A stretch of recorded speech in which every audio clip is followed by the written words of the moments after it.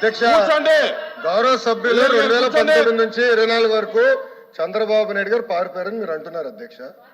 మీరు నాకు తెలిసినంత మీరు ఎమ్మెల్యే కాదనుకుంటప్పుడు చంద్రబాబు నాయుడు గారు హౌస్కి వచ్చారు, శాసనసభ సాక్షిగా నా తల్లిని అవమానించారు అధ్యక్ష. అది గుర్తుపెట్టుకోండి. మీరు గౌరవ సభతో వస్తున్నారు, మా తల్లిని అవమానించారు. ఈ రోజు మీరు కావాలని పోస్టులు కూడా అట్టని పెడుతున్నారు. మా తల్లిని అవమానించారు ఆ రోజు, మీకు గుర్తురాదా? ఎన్ని ఎక్కడ అవమానించలేదు సార్, ఎక్కడ అవమానించలేదు. మీరు ఎట్లా మాట్లాడారో, మీరు ఉన్నారా హౌస్ లో? మీరు ఉన్నారా హౌస్ లో? మీరు ఉన్నారా హౌస్ లో? ఆ రోజు కూర్చోండి. మా తల్లిని అవమానించారు అక్కడ. ఉన్నారా హౌస్ లో? షర్మిల గారిని అవమానిస్తారు, విజయలక్ష్మి గారిని అవమానిస్తారు, మా తల్లిని అవమానిస్తారా? ఏం గుర్తురాదా మీకు? అదే ఒక్క నిమిషం నేను కూడా మాట్లాడచ్చు, గుర్తుపెట్టుకోండి. ఒక్క నిమిషం నేను కూడా మాట్లాడండి. ఏనాడు మేము మాట్లాడలేదు. కూర్చోండి. ఏనాడు జగన్మోహన్ రెడ్డి గారి కుటుంబం గురించి మేము ఏనాడు మాట్లాడాల? నేను ఏనాడు మాట్లాడాల? మా సభ్యులు ఏనాడు మాట్లాడాల?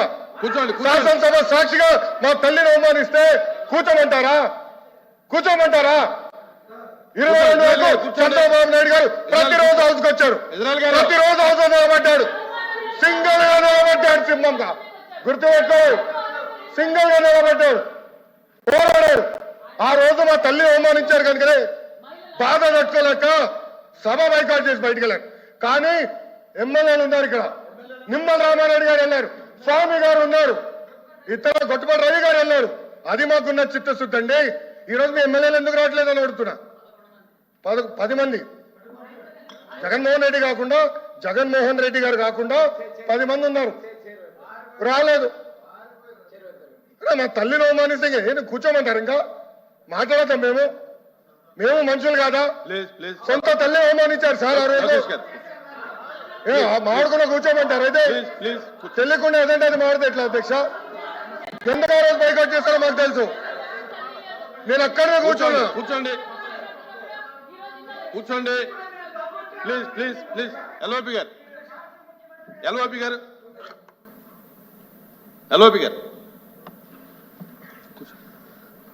సార్, ఇప్పుడు సభ్యులు వచ్చి మాట్లాడారు. ఇప్పుడు సందర్భాన్ని వచ్చి తీసుకొచ్చారు. ఎవరు తల్లిని, ఎవరు చెల్లిని, ఎవరు కుటుంబ సభ్యుల్ని ఎవరు అవమానించినా సరే ఎవరు కూడా ఉపేక్షించేది లేదు, సహించేది లేదు. దాన్ని ఎవరు సమర్థించేది కూడా లేదు.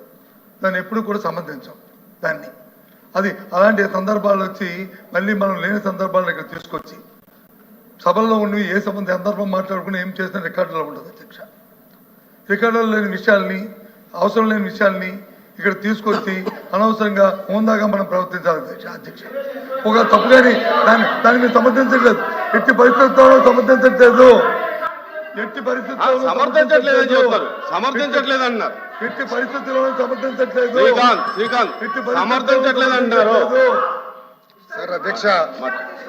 అధ్యక్ష సమర్థించట్లేదు అంటారు. ఒక్క నిమిషం. ఇప్పుడు సమర్థించట్లేదు అంటారు. ఎవరైతే ఆ రోజు అవమానించారో టికెట్ ఇచ్చారు కదా అధ్యక్ష. మళ్ళీ సమర్థిస్తాం కాదా అది?